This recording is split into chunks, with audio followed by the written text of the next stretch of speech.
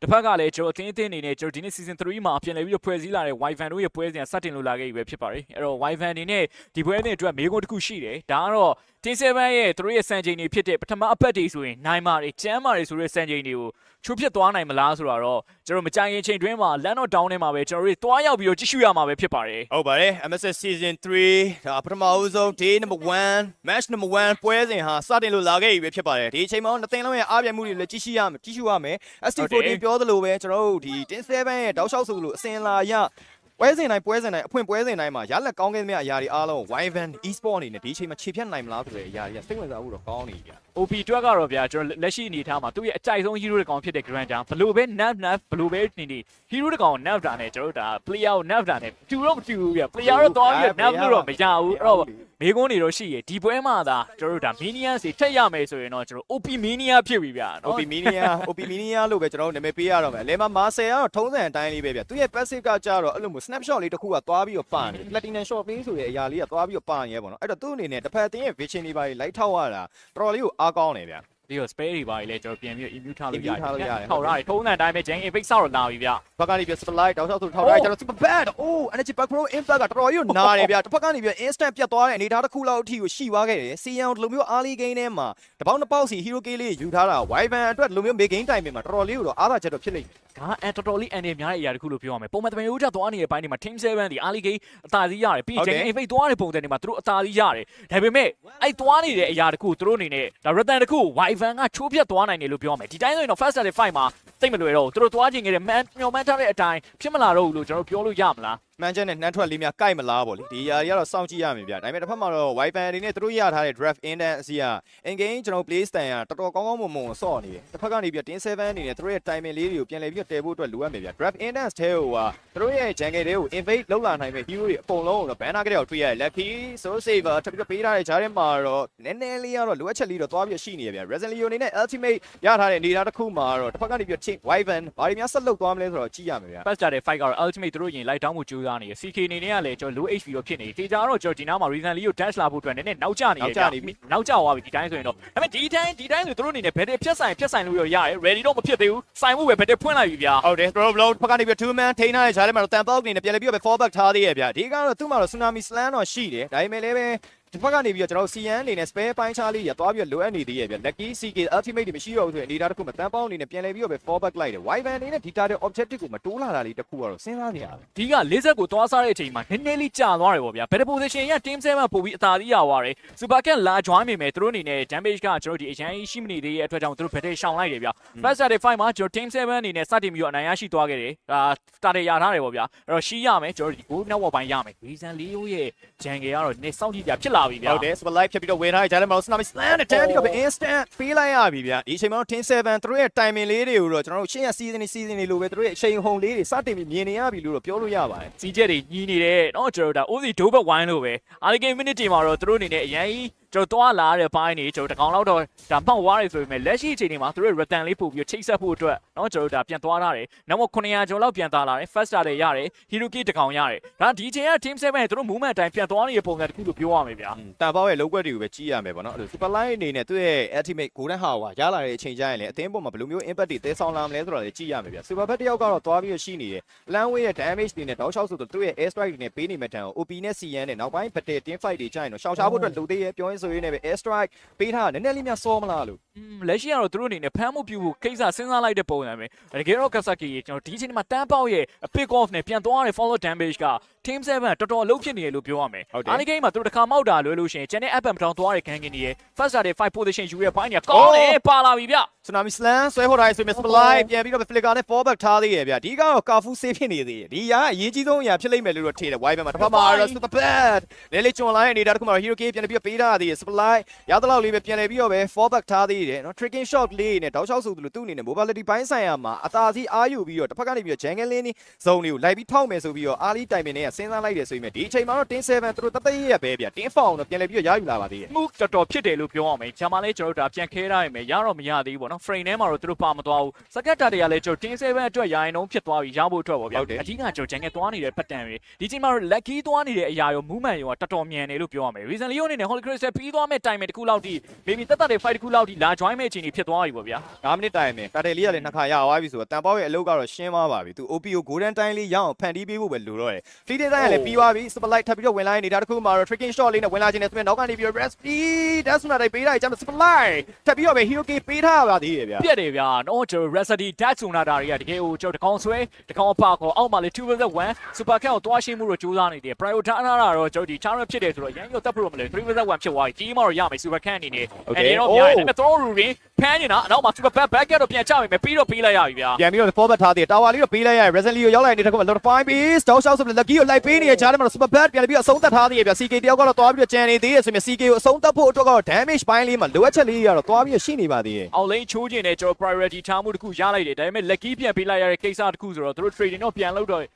လုပ်ထားရတယ်ဗျာလက်ရှိမှာကျွန်တော် wifi တွေနဲ့ကျွန်တော်ဒီအချိတ်ဆက်မိဖို့ဆိုတာတဲ့ဟို spare သွားတဲ့ communication လေးတွေ connection လေးတွေကျွန်တော်ဒီ spare timing လေးလိုအပ်နေရလို့ခံစားရတယ်ပေါ့နော်ပြီးတော့ OP နဲ့ကေးတကောင်ရထားတယ် sky ပြီးတော့ hand strike ပြီးလာပြီ 4.7k မှာ stack 20ရထားတယ်လက်ရှိချိန်นี้ဆွဲပေါ်လာပြီးပါလိုက်နောက်မှာ recipe dash ဆိုတာပြန် spam ပြီဗျာကိုရန်ဟာဝါလေးတော့ပြန်လဲပြီးတော့ခဲထားသေးတယ်ဗျာ OP တယောက်ကတော့နည်းနည်းလေးငုတ်တော့မေ့နေပြီတစ်ဖက်ကနေပြီးတော့ကျွန်တော်ကာဖူပြန်လဲပြီးတော့ backup ရောက်လာခဲ့တယ်ဆိုရင် golden hour ထဲမှာသူ့အနေနဲ့အဲ့လိုမျိုး physical damage တွေပေးဖို့တော့မဖြစ်နိုင်သေးဘူးဗျာ CK တယောက်ကတော့သွားပြီးတော့ကြံနေခဲ့သေးတယ်ဆိုရင်သူ့မှာလည်း blink တွေပါတယ်ရှိတော့ Wyvern ဒီအချိန်မှာ10 fight ပတ်တယ်တခုဖန်တီးဖို့အတွက်သူတို့အနေနဲ့နည်းနည်းလေးခက်ခဲနေတဲ့ပုံစံမျိုးတွေ့ရတယ်ဒါလည်းခုန SD ပြောတဲ့ connection လေးတွေ spare gas လေးတွေလိုအပ်ချက်လေးများလားပေါ့နော်ဟုတ်တယ်ပြီးတော့ကျွန်တော် Kafu ရဲ့ time ပေါ့ဗျာအခုချိန်ထိ Kafu ကိုလုံးဝ save နေထားတယ် super light backup ပေးပြီးတော့ဆွဲခေါ်သမျှအကုန်လုံးကိုကျွန်တော်အသေးခံပေးထားတယ်အဲတခါလေကြားလို့ရှိရင်လည်းသူပြန်လွတ်သွားတဲ့အချိန်မျိုးတွေရှိပါတော့နှစ်ခါလောက်တော့မှောက်ထားတာမျိုးတွေတွေ့ရတယ်အဲ့တော့ super bad နေနဲ့အပေါ်ကြည့်ရမလားအောက်ကြည့်ရမလားဆိုတဲ့မေးခွန်းတွေကရှိလာတယ်ဗျာနည်းနည်းတော့ဗျာများသားတော့ပြုလာတယ်အောက်လိန်တလိန်လည်းပေးထားတဲ့အချိန်ဒီမှာမကြခင်အချိန်တွင်းတက်တာတွေပေါ်လာတော့မယ် first start နဲ့ second start နဲ့ fight တွေမှာ team 7ကအပြင်းအထန်လို့ကျွန်တော်ချစ်လန်းတာတယ်ခေါင်းဦးထားတယ်ဒီဟာတခုပဲအသုံးချပြီးတော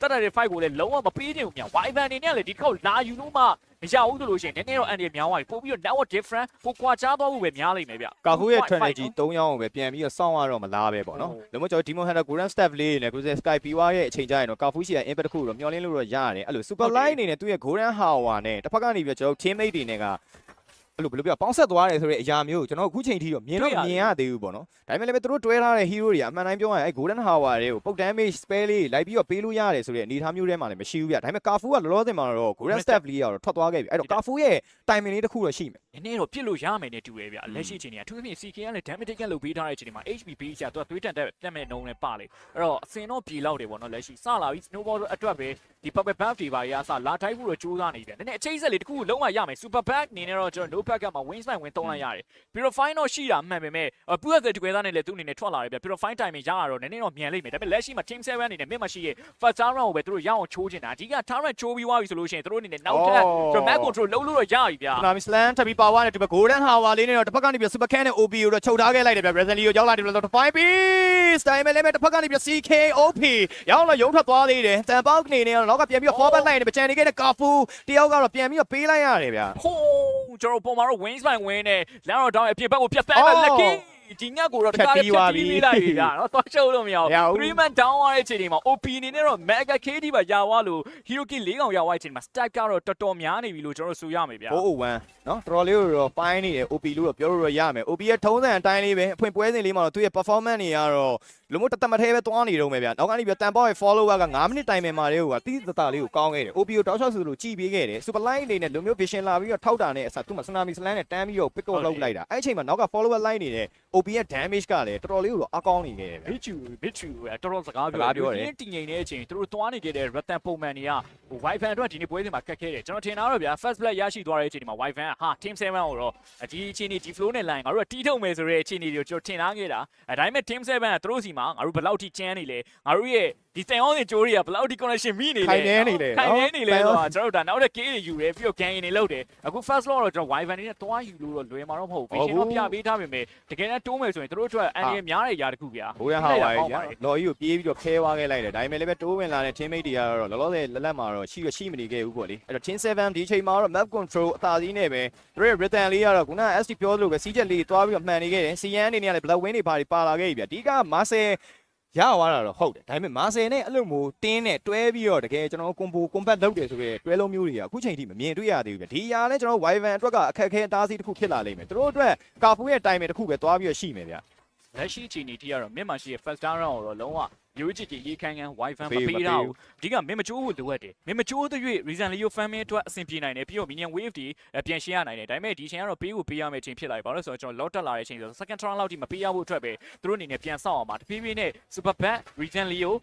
အဓိက damage တွေ item တွေထွက်လာဖို့အတွက်ဒီတစ်ခု timing ကိုစောင့်နေတဲ့ပုံစံတစ်ခုပဲဗျ Wi-Fi ကတော့ငါတို့နေနေတဲ့အချိန်ဒီမှာမင်းတို့ကြိုက်တယ်လို့တက်ကြိုက်တယ်လို့လုပ်လို့ရတယ်ဒါပေမဲ့ item ပြန်ထွက်လာပြီဆိုရင်တော့ပြန်တီးမယ်ဆိုတဲ့အကွက်တစ်ခုဒီချိန်ကတော့သူတို့ defense တစ်ခုရဒီလောက်ပဲသူတို့ priority ထားပြီးရှင်းအောင်မယ်ဗျ Mega first objective ကတော့စတင်ပြီးတော့ပေးလိုက်ရပြီဗျ super line အနေနဲ့အခုချိန်ဒီလောက်ကွက်ထွက်ဖို့အတွက်ကတော့သူစူးစမ်းနေတော့မယ်ဒါပေမဲ့ team 7ရဲ့ response တွေကတော်တော်လေးကိုမကျန်တယ်အားကလည်းကောင်းတယ်အဲ့တော့အရင်လဲသွားပြီးတော့ dive လုပ်ရလည်းမရအောင် risk ယူဖို့အတွက်ကလည်းကျွန်တော်တို့ decision making တွေပြန်လည်ပြီးတော့ charm နေရတဲ့အချိန်လေးပေါ့နော်အဲ့တော့ super line ဒီအချိန်မှာတော့ one man လေးပဲပြန်ပြီးတော့ချုပ်ပေးထားသေးတယ်နောက်မှ super can အနေနဲ့ကတော့သူ့ရဲ့ဒါကျွန်တော်တို့ roll နဲ့ပြန်ပြီးတော့လောက်ကွက်ပြမယ့်အချိန်ကိုတော့စောင့်နေခဲ့တာဗျ counter attack တွေ turning point တွေက Wi-Fi ဘက်ကနေပြီးတော့စိတ်ရှိရှိနေတော့စောင့်နေပါသေးတယ် စလီကာလေးနဲ့ပြန်ဝင်လာပြီးဖုန်းတိုင်းပေါ့ဗျာเนาะကျွန်တော်အဲ့ဒီကွာပြီးတော့ reason လေးရဲ့ level 5 dance လေးဒါကတော့မျောလင့်နေခဲ့တဲ့ spare combo လေးတွေဖြစ်တယ်ဒါပေမဲ့အဲ့ spare combo ကအရန်အဲ့တော့မတော်အားသေးဘူးပြီးတော့ကျွန်တော် drop pit မှာကလေးတည်ခဲ့တဲ့ super bad ရဲ့ fasa ဒီတစ်ခေါက် OP ရောကျွန်တော်ဇီးရန်ရောလုံးဝ pressure မပေးနိုင်သေးဘူး10 7 back ကပြောသလိုပဲတကယ်ကိုအဖွင့်ပွဲနေမှာเนาะကျွန်တော်မင်းတို့နဲ့တွေ့ရတာဝမ်းသာပါတယ်ဆိုတော့စာသားလေးအတိုင်းပဲမင်းနဲ့တွေ့ရတဲ့အတွက်ဝမ်းသာတယ်เนาะချင်းလေးပါဖြစ်ပြီချင်းလေးပါဖြိုးကုန်ပြီဗျเนาะချိန်မှာတော့ကျွန်တော် Wi-Fi အနေနဲ့တော့စိတ်ရှိတီးခံနေတယ်ဒီຢာတွေကပဲလမ်းကြောင်းမှန်သွားမလားဆိုတော့ကြည့်ရမယ်စနပ်စလန် super can တော့ပြန်ပြီးဆွဲခေါ်လာတယ်ဂျားလည်းမတစ်ဖက်ကနေပြီး Vincent Leo super bad တော့ back တော့ပြန်ပြီးပေးထားသေးရဗျ10 7အနေနဲ့ဗတဲ့ setup တွေကတကယ် sticky ဖြစ်ဖြစ်နဲ့အားကောင်းကောင်းလေးကိုတဟုန်ထိုးတက်လာနေတယ် Wi-Fi အနေနဲ့ကလည်းတို့လုံးဝတော့အမှားမခံဘူးချိန်နေမကောင်းဆိုရင်ချက်ချင်းပြန်ပြီးတော့ပဲ forward သွားတာဗျ ဘယ်ကမပေးရဖို့အတွက်เนาะကြီးကြီးတယ် reason လေးကိုခုနက holy crystal ပါလာပြီဗျအနည်းဆုံးတော့နှစ်ကွက်လောက်တော့ပြီးမယ်နေတူတယ် join အနေနဲ့ဟိုအချိန်တစ်ခုတော့သူတို့စောင့်သားနေတယ်เนาะကျွန်တော်စောင့်သားနေတော့ကျွန်တော်တစ်ခုခုလုံးပြမှတော့ရမယ်ဒီတိုင်းပဲပြီးသွားမယ်ဆိုရင်တော့ game number 1သူတို့ပြောဖို့ကောင်းပါဘူးမျိုးကြီးတော့ဖြစ်သွားတယ်တစ်ဖက်ကလည်းကျွန်တော်ဒီ item တွေထွက်နေသလို team 7ကလည်းတဖြည်းဖြည်း item စုံတော့မှာเนาะဒါပေါ့ကျွန်တော်သတင်းတွေကတော့ဘယ်လိုလုပ် item ထွက်မှာလဲเนาะကျွန်တော်တစ်ဖက်က OP အနေနဲ့ကလည်းဒီအချိန်မှာ sky မြေသားတွေပိုင်းနဲ့တော်တော်လေးကိုလည်း fine နေ imperial range နဲ့ဆိုတော့တန်ပေါက်လုံးသမျှကိုသူနောက်ကနေပြီးတော့ follower damage ပေးဖို့အတွက်ကဒီအချိန်မှာ perfect ဖြစ်နေပြီလို့ပြောလို့တော့ရမယ်ဗျဆိုတာတစ်ချက်ကအဲ့လိုမျိုး Wi-Fi ဘက်ကနေပြီးတော့ map light ဖွင့်နေရတဲ့ hero ဒီမာဆယ်ဖြစ်နေရဆိုတဲ့အတွက်ကြောင့်မာဆယ်က pick up power နဲ့ timing instant ပြတ်ဖို့အတွက်ကတော့များတယ် super can တီလည်းသူ့ရဲ့ throw round နဲ့ crowd control လုပ်ဖို့အတွက်ကိုအများတန်းလိုလိုက်ပြီးတော့ဒါချိန်မှတ်နေရတယ်ဆိုတဲ့အတွက်ကြောင့်သူကိုယ်တိုင်လည်းအရင်သွားပြီးတော့ vision တိုးလို့ကလည်းမရပြန်ဘူးဗျ ကဲအဲ့ဆိုကစားကေကျွန်တော်တို့ဒီတစ်ခေါက် second lot မတိုင်ခင်မှာကျွန်တော်တို့စောင့်မျှော်နေတဲ့ Wi-Fi ရဲ့ combo လေးပေါ့ဗျာကျွန်တော်ဖြစ်လာနိုင်မယ်လို့ထင်တယ်အဓိကသူတို့စောင့်နေရလေဒီချိန်ပဲဒီတစ်ခေါက် lot battlefield မှာဆိုင်မဆိုင်ဘူးဆိုလို့ရှိရင်တော့သူတို့ mega ရေးပေးဖို့ပေးရတော့မယ့်အချိန်ဖြစ်လာပြီဒီကြောင့်အတိရဲ့ team 7ကလည်းဒီလုံးမြန်ဆန်ဆန်ပဲပေါ်လာတဲ့အချိန်မှာတီးထုတ်ပေးလိုက်ပြီဒါပေမဲ့ Massman နဲ့ဗျာနော် lucky အနေနဲ့လည်း item ပိုင်းခြားရတော်တော်လေးကိုစူပြေနေတဲ့ကာလာဆိုတော့ဒီအချိန်မှာတော့ team 7အနေနဲ့တတရာလေးပဲသူတို့ရဲ့ first lot objective ကိုတော့တိမ့်ပိုက်သွားပါသေးတယ်combo SD ပြောတဲ့ combo ကဖြစ်နိုင်တယ်အဲ့ဒါဘာမှလဲဆိုတော့ OP ကိုအကယ်၍အဲ့ golden hour ထဲမှာမိသွားဘူးဆိုရင်တော့เนาะကျွန်တော် super line အနေနဲ့ကတော့သူ့ AD မှာသူပြန်ပြီးတော့တိုင်ပတ်နိုင်မဲ့အနေထားမှာတော့ရှိရ OP ကအဲ့လို death sonata တွေကိုသူ့ AD တွေကိုတော့ထောက်ဆိုလို့ပြစ်ထည့်လိုက်လို့ရတယ်ဗျာဒါပေမဲ့ကာဖူးကိုယ်တိုင်ကကျတော့ target ကပြောင်းနေမှာအဲ့လိုမျိုးအားနေချက်တွေကအများကြီးရှိနေဆိုတော့သူတို့ရဲ့ combo combat တွေကတော့ကျွန်တော်စဉ်းစားစရာတွေအများကြီးပဲဗျာကိုကွက်နဲ့ကိုမခံရဖို့အတွက်လေ queue ဆိုင်ရမယ့်အချိန်ကြီးဟုတ်တယ်စပြီးတော့เนาะကစားကေပြောသလိုမျိုးပဲဖြစ်လာမလားဒေတာကတော့ team 7အနေနဲ့ဒီတစ်ခေါက် long နဲ့တူတူ mega lane တွေဖျက်ရိုက်ဖို့အတွက်သူတို့အနေနဲ့တက်လာမယ်ဗျာကျွန်တော်မျှော်လင့်ထားတဲ့ combo လေးတစ်ခုသာ Wi-Fi နေနဲ့ပြန်သွားနိုင်မယ်ဆိုရင်တော့ဗရေကကျွန်တော်ဒီအချိန်မီ canvas တွေကို account ထဲပေါ်နိုင်မှာပဲဖြစ်ပါတယ် Kasaki ခုကတော့ low တက်လာပြီဗျာ first objective super line နဲ့လောကွက်ထွက်ဖို့တော့ကြိုးစားတယ်ကျွန်တော် slam super can ကိုပဲရွေးချယ်ထားတယ်နောက်ကနေ lucky so safe ပါတွေကြားတယ်မစီရန်အဆုံးသတ်မှုနဲ့ဒီ super can တော့ပါသွားခဲ့ပြီဗျာနောက်ကနေ golden hour 2 man လောက်ကိုထိန်းထားသေးရဆိုရင်ပဲ